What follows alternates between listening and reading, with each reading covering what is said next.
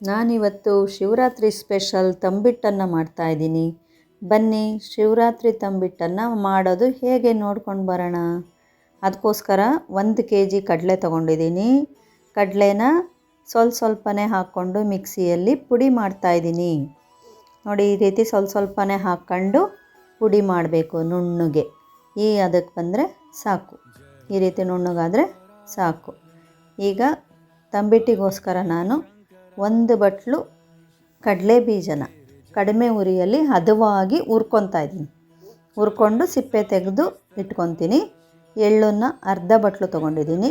ಅದನ್ನು ಕೂಡ ಹುರ್ಕೊಂಡು ಹದವಾಗಿ ಆರಕ್ಕಿಡ್ತಾಯಿದ್ದೀನಿ.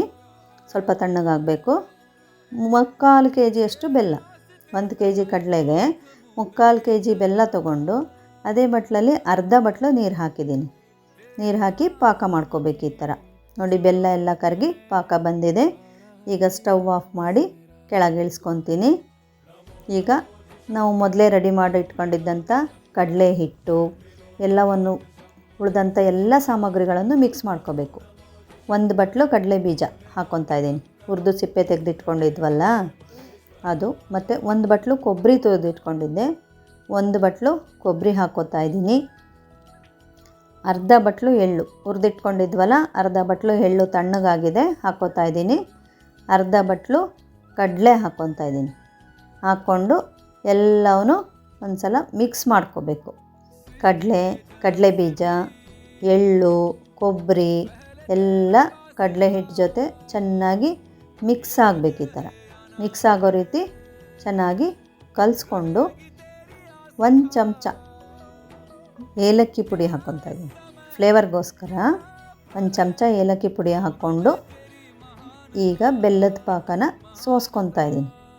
ಎಷ್ಟು ಬೇಕಷ್ಟು ನೋಡಿಕೊಂಡು ಸೋಸಿ ಕಲಿಸ್ಕೊಳ್ತಾ ಗೊತ್ತಾಗುತ್ತೆ ನಮಗೆ ಎಷ್ಟು ಪಾಕ ಬೇಕಾಗುತ್ತೆ, ಈ ಹಿಟ್ಟಿಗೆ ಎಷ್ಟು ಪಾಕ ಹಿಡಿಸುತ್ತೆ ಅನ್ನೋದು ಗೊತ್ತಾಗುತ್ತೆ.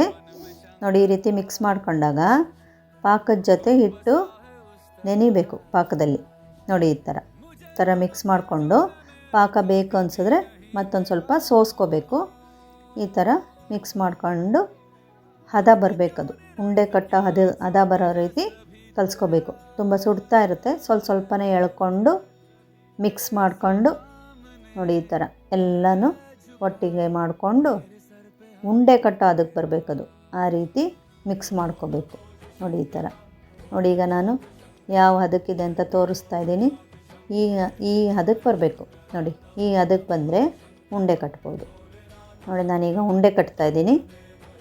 ಈ ರೀತಿ ಬೆರಳಿಂದ ಪ್ರೆಸ್ ಮಾಡ್ತಾ ಉಂಡೆನ ಕಟ್ಟಬೇಕು.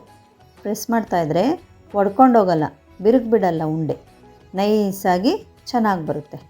ನೋಡಿ, ಯಾವ ರೀತಿ ನೈಸಾಗಿ ಬಂತು ಉಂಡೆ. ಚೆನ್ನಾಗಾಗಿದೆ, ರೌಂಡಾಗಿದೆ. ಎಷ್ಟು ರೌಂಡಿದೆ ನೋಡಿ. ನನ್ನ ಈ ವಿಡಿಯೋ ನಿಮಗೆ ಇಷ್ಟ ಆದರೆ ಲೈಕ್ ಮಾಡಿ, ಶೇರ್ ಮಾಡಿ, ಸಬ್ಸ್ಕ್ರೈಬ್ ಮಾಡಿ. Thank you.